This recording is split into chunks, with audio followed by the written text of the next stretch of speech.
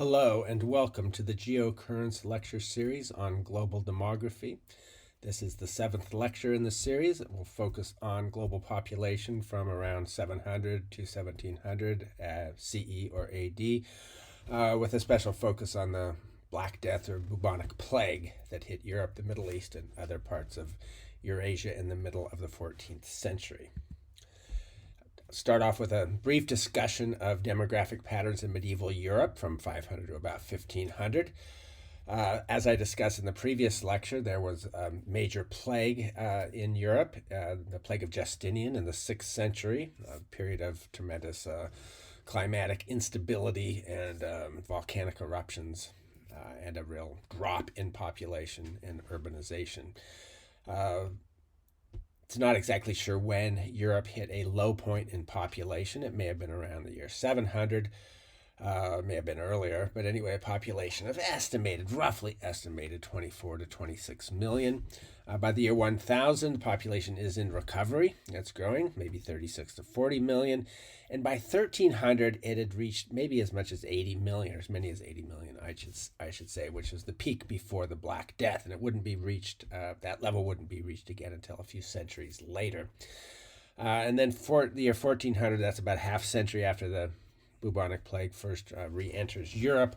It was starting to recover, maybe beginning to, but anyway, it was quite a bit lower, maybe 52 to 60 million. All these figures must be taken with a healthy degree of skepticism, however. Start off with early medieval Europe. I'll go back here to the year 814. That's after the death of Charlemagne, who had created a pretty powerful empire based in France, what is now France and Western Germany. After his death, things went downhill very quickly. Europe was repeatedly raided over and over again from three different directions. First, the Vikings, or the Norse, coming out of Scandinavia. You can see with the red lines their raids, and also tremendous degree of settlement, too, in places like the British Isles, Normandy, and France. But they were going up rivers into the Mediterranean. Of course, these were very violent incursions. The Magyars, ancestors of the Hungarians, were a nomadic people from Central Asia who entered Europe, settled on the grassland of the Hungarian or plain or Carpathian Basin, and raided extensively in Central Europe, even into Italy, for decades, quite destructive again. And then there were Muslim powers from south of the Mediterranean who established conquered Sicily and Sardinia, parts of southern Italy, had bases even in southern France, and were raiding extensively. And so raids of this nature are going to take a demographic as well as economic toll. Around the year 1000, sometimes said to be sort of a turning point. I should say, though, a lot of medieval Europeans were convinced that the world was going to come to an end in the year 1000. That's the millennium. Obviously, that didn't happen, and it just did so happen that conditions were getting considerably better about this time. The raids were gone. The Hungarians, for example, had been defeated by the Holy Roman Empire, or German Empire, had settled down in the Hungarian basin and formed a kingdom. Also Christianized. The rulers invited in bishops and priests and brought Hungary into the European ambit. And in fact, this was happening in many places. Poland became a powerful kingdom at this time, and its rulers also thought it would be a good idea to integrate themselves with Europe, which meant Christianizing. Scandinavians, the Vikings, were doing the same thing. Russia, Christianizing not through Western Christendom, but through the Eastern Orthodox tradition with connections with the Byzantine Empire, but it was also Christianizing at about the same time. This is part of argument I'm making that this was a period of political revival, stabilization, economic growth, and demographic growth. If we look at population over the next couple centuries and try to get a sense of its distribution in Europe, a good way to do it is with a table like this. It's harder to get maps, accurate maps, almost impossible to find. And of course, these are just estimations too. One thing to note is the very low populations compared to what we have today. I mean, look at the year 1000. As I said before, this is after a period of population growth. But the Mediterranean Europe, from Greece all the way to Italy and Spain and Portugal, only about 17 million, if these figures are accurate. West Central Europe, that includes the Low Countries, Germany, Scandinavia, British Isles, and most importantly, France, the most populated place. This estimate is saying only 12 million. I suspect that's on the low side. And then Eastern Europe, including Russia, even less, 9.5 million. By 1310, this is before the Black Death, you could see a pretty major increases. In the Mediterranean, not huge, at least according to this table, 25 million. But look at West Central Europe, from 12 million up to 35 million. So this is major population expansion. And then Eastern Europe, not so large, maybe 9.5 to 13.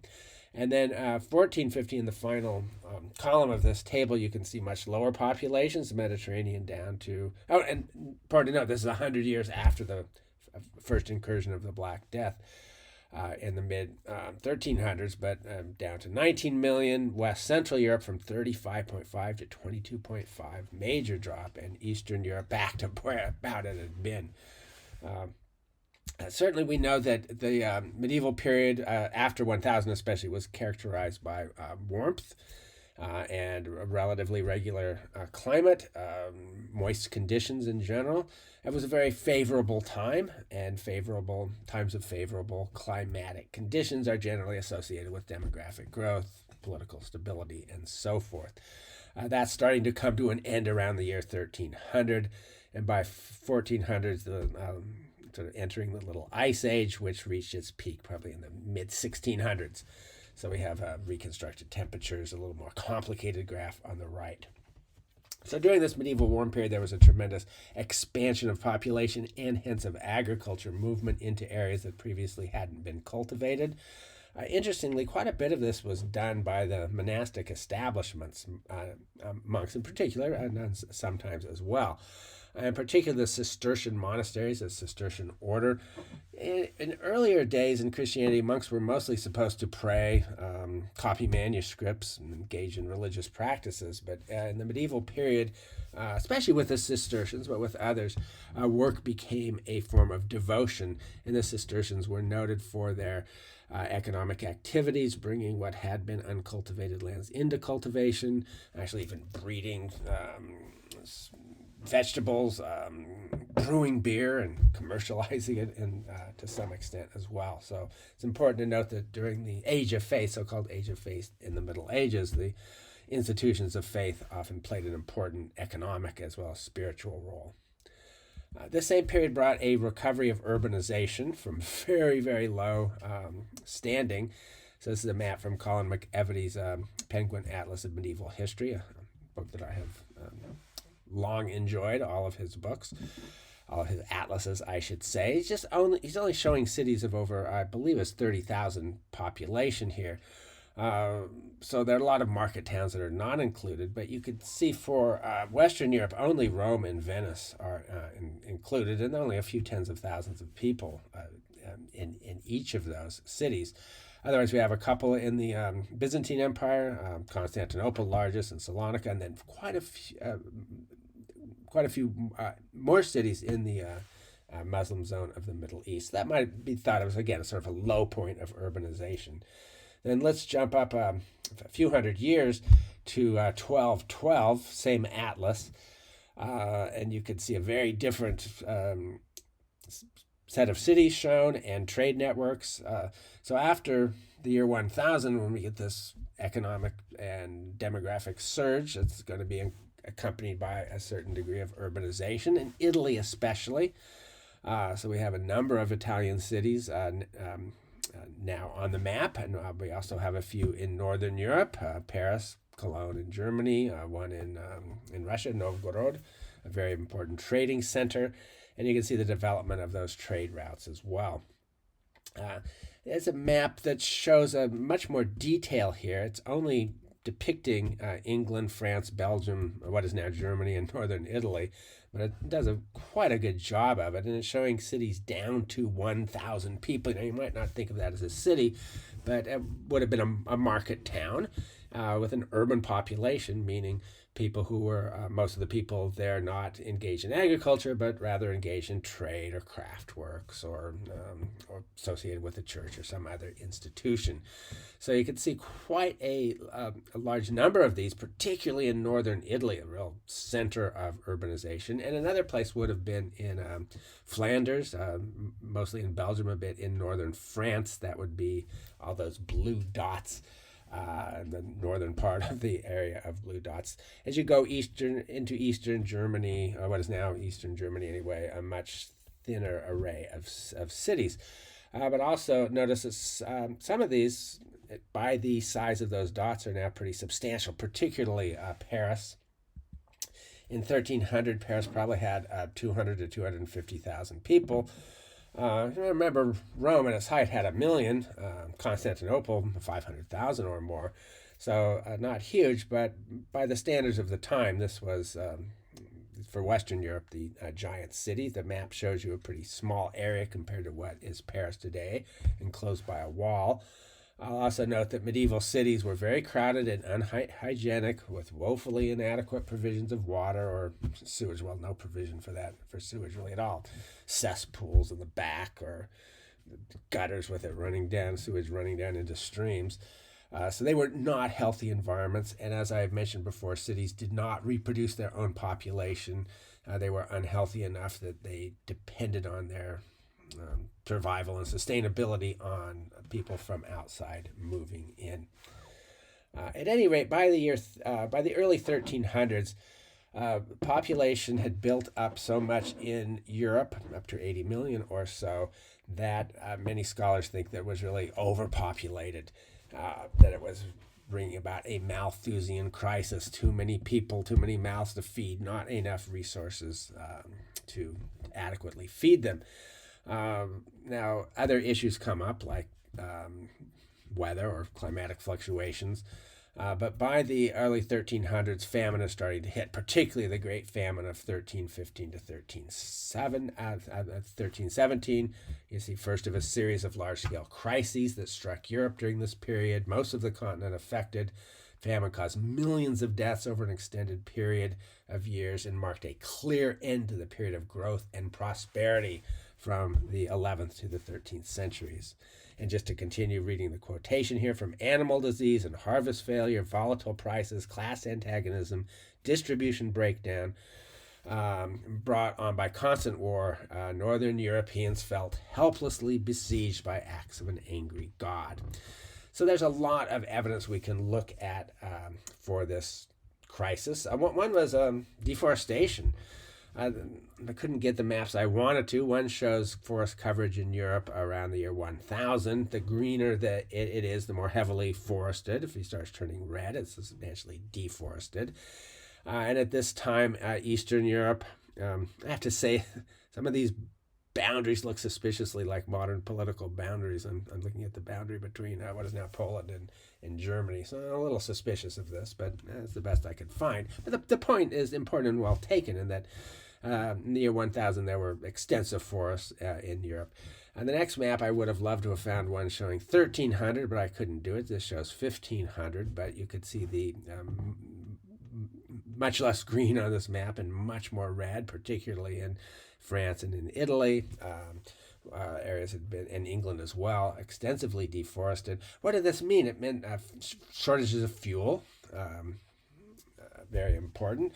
Timber shortages, even though, say, the cathedrals at the time were built in stone, roofs needed big beams, and it's becoming harder and harder to find them because as agriculture expanded, as population expanded, forests retreat. No surprise. Now, big questions about whether the end of the medieval warm period contributed to the crisis, or did that really come later? You could see on the graph on the left, I put in a vertical red line showing the year 1300, and you can see it's still a warm period. but the climate is getting colder. And often when that happens, you get more fluctuations. You get, well, for example, evidence that there was a major drought really before it started to cool. So severe droughts between 1302 and 1307. That's only a few years, but that can really set off systemic changes and help bring about deterioration of health and then leading to population problems or decline. If you're interested in the problems of the 14th century, the 1300s, Barbara Tuchman's book, A Distant Mirror, The Calamitous 14th Century, it was written a long time ago, 1980, won a National Book Award. I think it's still worth reading. She writes a lot about the wars that were occurring at this time, like 100 Years' War between England and France, which lasted longer than 100 years. Was really a series of different wars, not one war. But just you get a sense of the things breaking down, and then the plague hits, and that's recounted here as well. So let's look a little bit at pandemics in perspective. I really like this graph. The Washington Post produced this right when the COVID-19 crisis was hitting in 2020. And you can see a very, very small dot as of April 6, 2020. Of course, that dot would become much, much larger. But as you can see, two different circles for the Black Death, because there's different estimates of the death toll, 75 to 200 million. But if you could think of that proportional to the population of the time, it would just vastly outweigh, say, the 1918 flu, sometimes called the Spanish flu, right after World War I, which killed some 50 million, but with a vastly larger population at the time. And also we can compare this with the plague of Justinian, which was big, but not as big. So let's look at a bit about the bubonic plague, or this episode of the plague coming in the mid-14th century, generally called the Black Death. This is an older map showing the spread of the plague from what is now Burma up into China and then across the Silk Roads into Europe. More recent research would indicate that it probably originated in Central Eurasia, maybe in what is now Kyrgyzstan. So I put a purple star at what may be that point of origination. And there's been some genetic evidence of looking at the plague bacillus to suggest as much. So it may be moved in both directions. We don't know as much about its movement into China. It wasn't nearly as destructive in China as it was in Europe and the Middle East. So what we really do know is that movement towards the west. And this map is pretty accurate as far as that goes. So let's look a little bit about the situation, political situation in Eurasia before the outbreak of the plague. First, you had a real sort of unprecedented political unification of a vast area.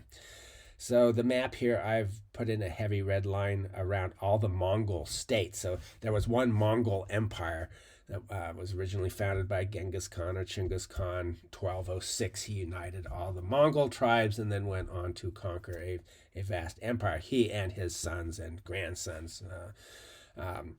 By this time, 1300, it had broken up into 4 successor states, all ruled by, I think at this time, grandsons of Chinggis Khan. They sometimes tussled with each other and would eventually come to war. But they also, at this time, generally had good relations among them. And they were all trade-oriented. It's really important to note how the Mongols and Chinggis Khan himself were very interested in trade. They lived in a steppe area that produced abundant abundant animal products, but didn't produce nearly the degree and an extent of luxury goods that they wanted, things like silk, for example. And they were very keen on trade. Sometimes said the only thing Chinggis Khan built were bridges and caravanserais, or in other words, places where merchants could stop and rest and get new provisions. So the so-called Silk Road across Central Eurasia really was thriving at this time. It was really easy for a traveler, well, like Marco Polo, for example, to go from Italy all the way to Mongolia, because once you get into the empire, these sort of trade caravans are protected and appreciated. So it was a lot of economic integration, I guess is what I'm going to say. Now, one thing that does is that kind of economic integration, which of course is nothing like that of today, but by the standards of the time was pretty extensive. It also, this relative ease of movement allowed disease to move relatively easily too. And the map here is showing the most important trade routes. You can see, across from China, across Central Asia, a couple different branches going on into Europe, and you can see the maritime trade routes as well.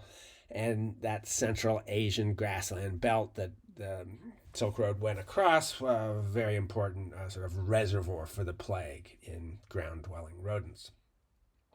I'm not going to talk a lot about the actual disease itself, but it is important to note that it's one disease caused by one species of bacteria, Yersinia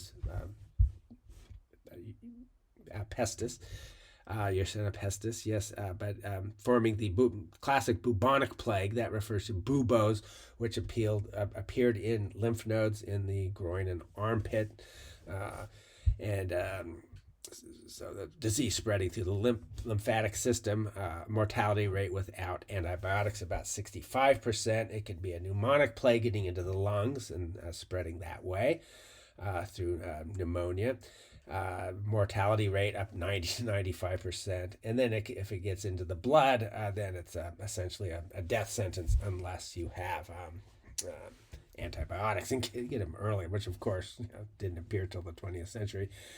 And that's where you get the blackened skin at the extremities. One reason it's called the Black Death.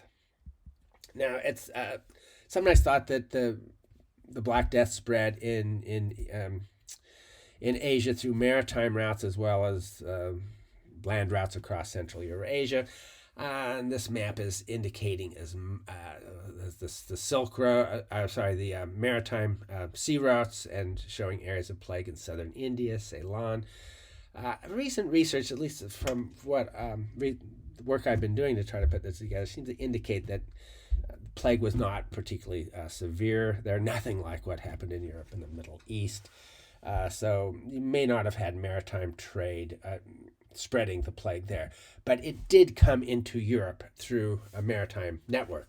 So first, this map shows, you could see on the far right of the map, look in the east, you could see a red arrow approaching from Asia, 1346, and then into the Crimean Peninsula. I have a call out to the city of Kaffa, sometimes spelled differently, but in the Crimean Peninsula, and then coming from sea from there to Constantinople, and then on into Italy, southern France, and then spreading elsewhere. So, of course, there are plenty of rats on ships. Bubonic plague generally thought to spread from rodents through fleas to human beings. Kaffa is a very interesting place. It was a vital node in this very important mercantile network. It was controlled at this time by the city of Genoa, an Italian mercantile republic that it vied with Venice as the most important of these merchant cities. It had its own empire, shown in different colors on this map, but the Genoese had this outpost at Kaffa on the Crimean Peninsula of the Black Sea. This is sort of connecting Europe to the Silk Road trade network of Central Asia and ultimately to East Asia as well. Of course, a lot of trade goods were coming in by sea. That's another story, but this was an important one. And it seems to then the plague came into Kaffa. There's one story, is that the Golden Horde, which was one, or Kipchak Khanate, to give a more precise term, was one of the Mongol successor states. It generally had very good relations with the Genoese and with Kaffa. They were mutually dependent on each other for trade, but sometimes they had tussles. And one story was the Golden Horde was besieging Kaffa, and decided to engage in biological warfare by using a big catapult or trebuchet to fling in infected animals and infect the population. That seems to be an apocryphal story. A nice story, but it doesn't seem to be true. But this is pretty well understood how plague came into Europe.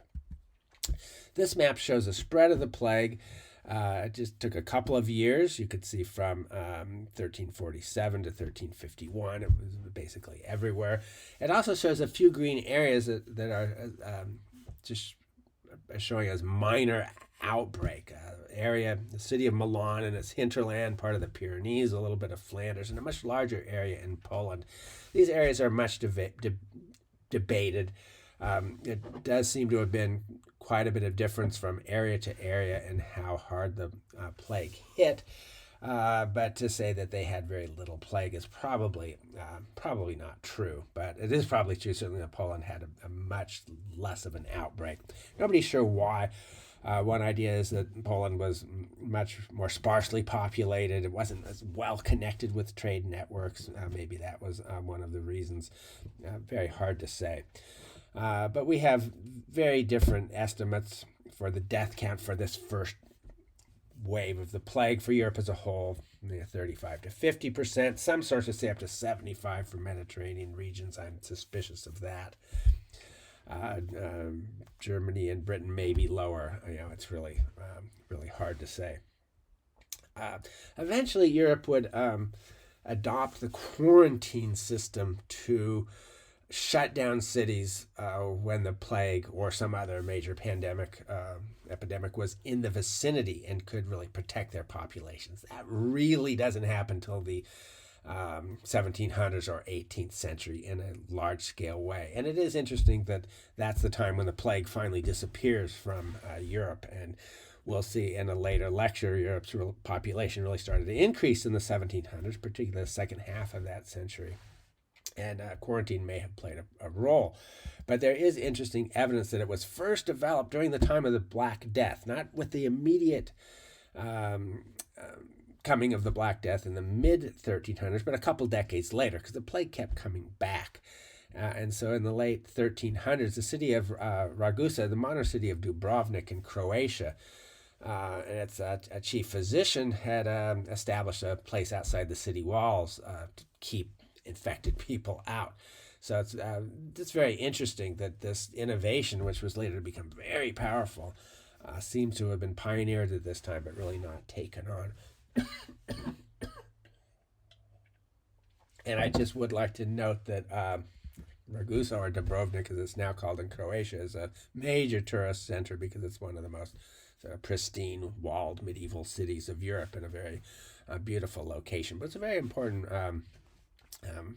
merchant town at the time.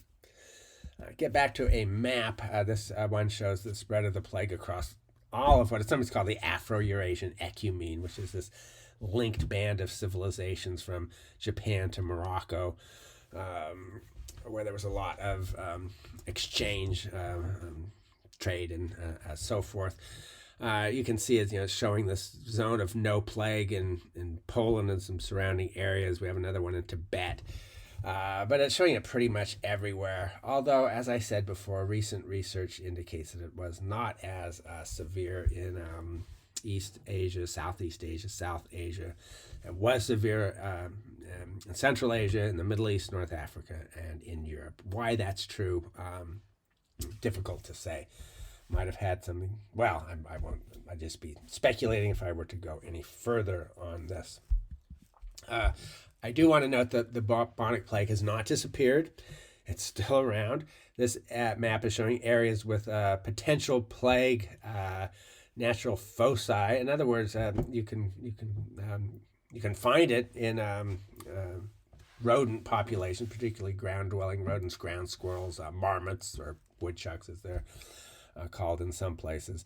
That's a suspicious map. I mean, it's showing the 49th parallel border between the United States and Canada as, plague on one side and not on the other. Well, that's not how these things work. So it's just a very crude estimate, but it definitely is present in the western United States. I looked for an article of the most recent death from the plague in the U.S., and I found it from March 12th, 2024. A New Mexico man has died after contracting the bubonic plague. Here's what to know. General way people are getting it is having too close of contact with ground-dwelling rodents. If you find a dead ground squirrel, don't pick it up. Keep your distance, especially in the western half of the country. But we're certainly not having any spread of it. I think the last spread of the plague in the United States was in San Francisco's Chinatown in the early 20th century, when Chinatown, the Chinese population, was forced into this very small area of San Francisco, very crowded, unhygienic conditions forced on them. And that's the sort of thing that really helps the plague spread. So there's this real question of, why is the plague so tame today? It's not spreading. Well, one is the strains of the disease change. They're mutating all the time. And there's a general tendency of most diseases to become less virulent over time. Now, not always. The other direction can happen. And let's say influenza is a viral disease that mutates very rapidly. And there's a lot of concern about more virulent forms mutating. And that certainly happened with the global flu pandemic of 1918. But the general tendency is for diseases to become less virulent over time. Some people even put this in they frame it in terms of what the disease organism wants. Of course, they don't want anything, but we're talking about natural selection here. But if you want to think about it in this way, a disease would prefer, it doesn't necessarily want to kill its host. If it kills all of its hosts, well, that's an end of the disease itself. So if the disease wants to remain around, it's going to want to not kill its host so that it can spread to others. I mean, that's just one way of looking at it. Another idea is that we have different standards of hygiene, or our wealth allows us to have much more hygienic conditions. Certainly less intimacy with rodents. There's plenty of rats in our large cities today, but I think people live with many fewer rats in their houses than previously. And probably most important is different levels of health. We have much less malnutrition, many fewer other diseases compromising our immune system. We are not worked to the bone as people often were, and so we're healthier, and that allows us to have better immune responses or something like this. That may be a combination of all these things. But anyway, there were repeated visits of the plague in Europe with declining virulence over time. That's how it looks like. So you can see the plague was widespread, somewhere in Europe, and every year from 1346 to 1671. And we have a number of periods that were particularly widespread. And then there is this interesting case of the retreat from Europe, essentially in the 18th century, Northern Africa a little bit later. But as historian Jeffrey Parker noted, France alone lost almost 1 million people to the plague in the epidemic of 1628 to 1631, about 5% of the population. So this long period of repeated visitations of the plague resulted in a huge population decline. This one is showing the I'll follow that blue line there. There are different estimates, but from 100 million to 60 million. And then plateaued for 100 years. Human population can rebound pretty quickly if you just have one blow and then the plague is gone. You can have a rapid response because suddenly you have many fewer people, more abundant resources and food, and the population can grow. But when it keeps hitting again and again, you ended up with this lower level plateau, and then finally starting to rise again around 1500, rising pretty substantially till 1600, then dropping in the first half of the 17th century. And I'll talk about that in a subsequent lecture. In the Middle East, we don't have nearly as much research done. The numbers aren't as good, but probably pretty similar, at least in much of the reason. Now, next topic I want to take on are some of the economic and social consequences of the Black Death, and again, looking at Europe. And this is a very ironic situation because as horrific and as devastating as the Black Death was, it does seem to have brought some real long-term social and economic benefits. So almost immediately there was a huge labor shortage because so many people had died. And with many fewer people, that means that there were workers were going to be paid more. Now, it's important to understand that most peasants, and the vast majority of people in Europe were peasants at this time, were not really in a monetary economy.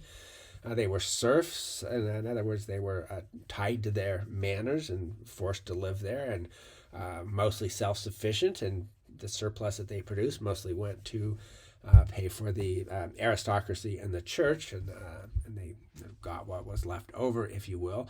But there was a monetary or wage economy at the same time, and it actually, though, it starts to really increase because this is, for Western Europe anyway, this is the beginning of the end of serfdom and feudalism. It really starts to break down that feudal system. The feudal system, the serfs were tied to the land. It would have been really hard for them to have left it, and they were legally bound to it. But when suddenly there's only half as many people around, there's a lot of openings, and people are able to escape at least more often. But anyway, there was labor shortages, which then meant that wages went up. If you wanted to hire workers, there weren't as many. You had to pay them more. Those with money didn't like this, and actually official wage restrictions were put in place almost immediately, and that led to a lot of upheavals and rebellions and war. My next slide will go into that in more detail. But as I mentioned before, this was the beginning of the end of serfdom in Western Europe. So there's a move to more market relations. Farming is going to start to become more entrepreneurial. That's still, the farmland is still owned by the aristocrats, but they're moving away from just having these bound serfs on the land to leasing out land to more entrepreneurial farmers, which is going to boost agricultural productivity. It can also, though, often increase the vulnerability of the poorest people who, at least in the serf economy, had an established place. There's huge scholarly debates on this, and I won't go into all the details. But it's almost certain, I mean, it really reduced the power of the nobility. Now, the nobility maintains its dominant position for hundreds of years. And it's important to note how dominant it was. I mean, up until the French Revolution in the late 1700s, nobles paid no taxes. The taxes were imposed on the common people. The nobles had all sorts of privileges. Now, this happened in Western Europe, but not in Eastern Europe. One reason why is the plague was much less severe in Eastern Europe, particularly Poland, but other places as well. Eastern Europe, much less densely populated. But actually, that led to what is sometimes called the second serfdom of nobles really trying to maintain their control over labor power. So serfdom didn't disappear from Russia, for example, until the mid 1800s. About the same time slavery disappeared from the United States. There's also increased anti-Semitism, rampant scapegoating of Jews. Some evidence that Jewish populations had a lower death rate. That may have been because of higher rates of sanitation. I mean, we don't really know, but they certainly were blamed for the plague, and anti-Semitism greatly increased. I mentioned before peasant revolts. There's one, something's called Wat Tyler's Rebellion after a leader. Today it's more often called the Peasants' Revolt. So this happened in England in the late 1300s, 1381. It was a major rebellion. I mean, they captured the king, and it seemed like they were on the verge of overthrowing the government. Of course, that didn't happen. But what happened after the first wave of the plague, authorities responded by passing emergency legislation. The Ordinance on Labors and the Statute of Labors, 1349 and 51, attempted to fix wages at pre-plague levels, making it a crime to refuse work or break an existing contract, and imposing fines on those who transgressed. It's a bit misleading to call it a peasants' rebellion because the leaders were, they were not serfs. They were people who were commoners with relatively little money, but they were in the trades and sort of some were agriculturalists, but not sort of the classic serfs. And of course, it's going to be crushed. Overall, though, as I mentioned before, the Black Death in Western Europe particularly resulted in a certain degree of social leveling. I mean, not entirely by any means, but a reduction of the power of the nobility, which many scholars think laid the foundations for the later rise of Europe, Western Europe, economically. A very interesting book to look at in this regard is Walter Scheidl's The Great Leveler, Violence and the History of Inequality from the Stone Age to the 21st Century. Scheidl is a professor of classics and Roman history at Stanford University, but interested in far larger topics. And I'll just read here from a blurb of the book. Scheidl contends that the waves of plague following the initial outbreak of the Black Death had a leveling effect that changed the ratio of land to labor, reducing the value of the former land while boosting that of the latter, the laborers, which lowered economic inequality by making landowners and employers less well off while improving the lot of the workers.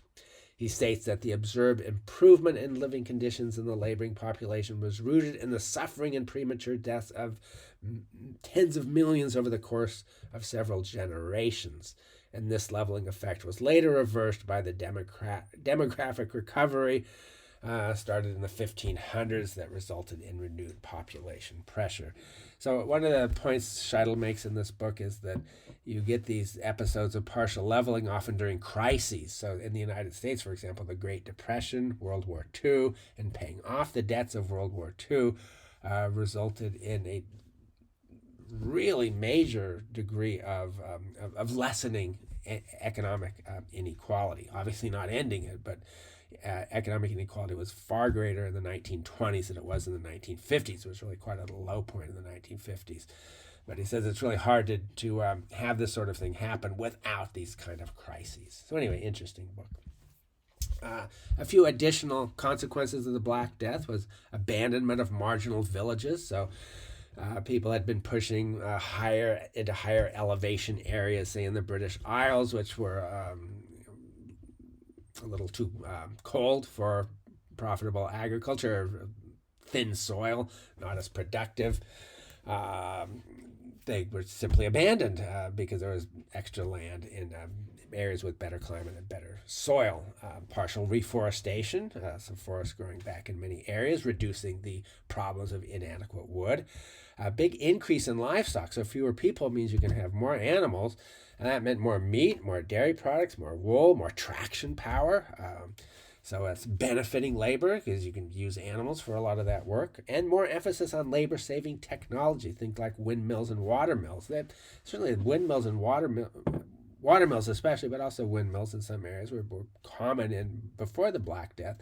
But there seemed to have been an increase in the use of mills, which did a lot more than grind grain. They could saw wood, they could full cloth. You have to pound cloth, for example. That was done by mills. Also, some geopolitical events. The Mongol power fell in China. The Mongols had been ruling China for some time, but in the late 1300s, the Yuan or Mongol dynasty is replaced by the Ming dynasty, which is the Chinese dynasty. The Mongols had been in power in Persia or modern Iran for more than 100 years, and their power falls. So Mongolia was hit quite hard by the Black Death. You can see these sort of traces of abandoned villages from the air in many parts of Western Europe, and here's an example. So by abandoning those marginal village, agricultural productivity increases, so that's beneficial. As I mentioned before, there's a rebound in Europe, a rebound of population by 1500, and then a slight decline after 1600. I'll talk about that later. That comes about with a little ice age, with political calamities like the 30 Years' War, and so on.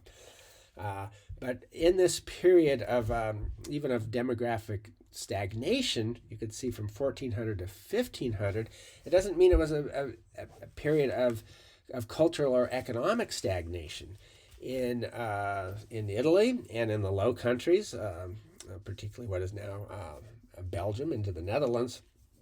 As is a period of the Renaissance, of a tremendous amount of cultural flourishing, but also a time of revival, or intensification of trade, revival of urbanism. So even though the population in that period in the 15th century, the 1400s, population is not going up, many towns and cities are thriving.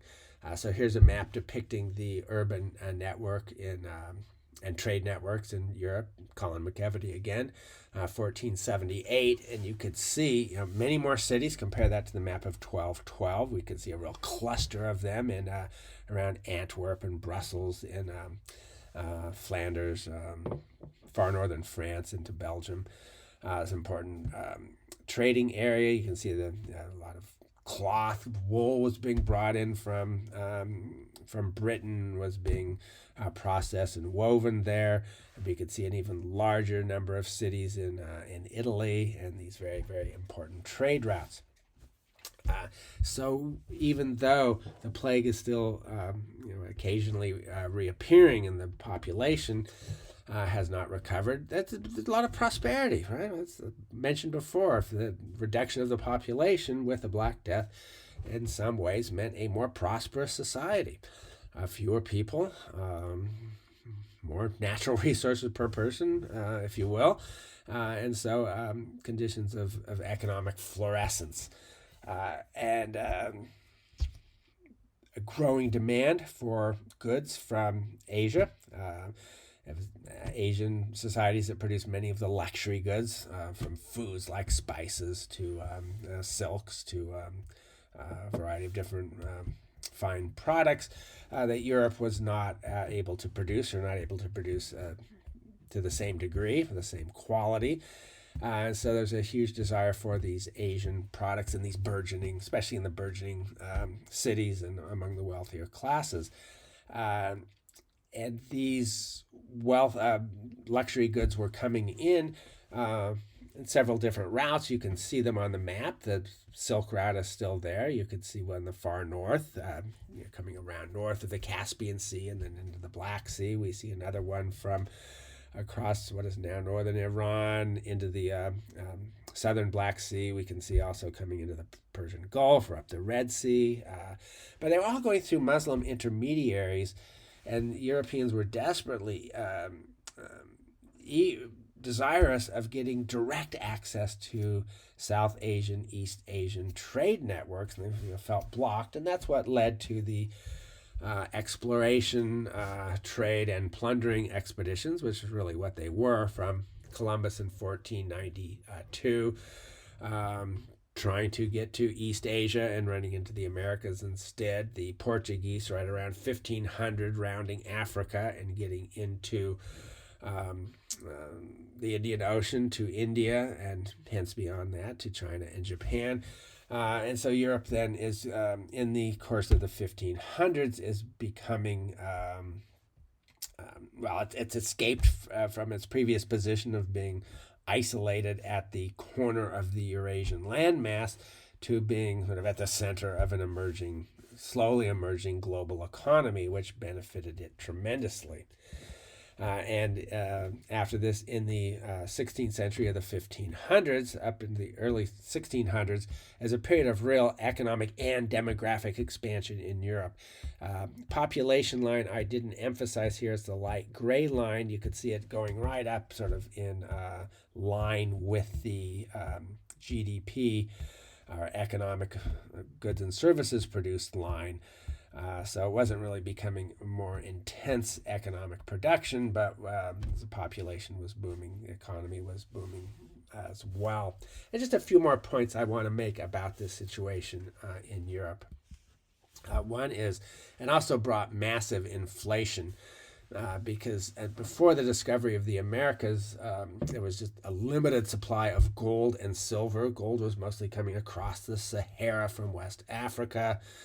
some silver mines in Europe. Many of those were being played out. So there was a real shortage of precious metal, a shortage of coin, which meant there was no inflation. There was actually a bit of a deflationary movement here. Excuse me. But then with the discovery of the Americas, there's this huge influx. First, both gold and silver, and then silver mines developed, by far the largest silver mines in the world in north central Mexico, in what is now Peru and Bolivia. And that silver then flowed into Europe and then beyond Europe, and that resulted in what was sometimes called the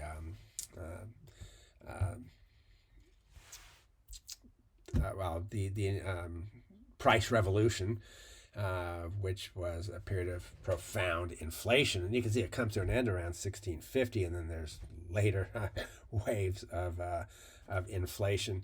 But it's generally thought that it's pretty much demonstrated that the inflationary pressure hurt the poor.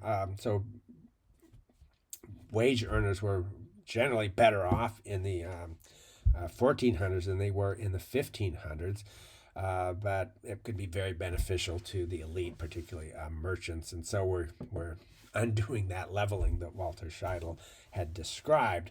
But that leveling did create important pressures leading to the decline and end of feudalism.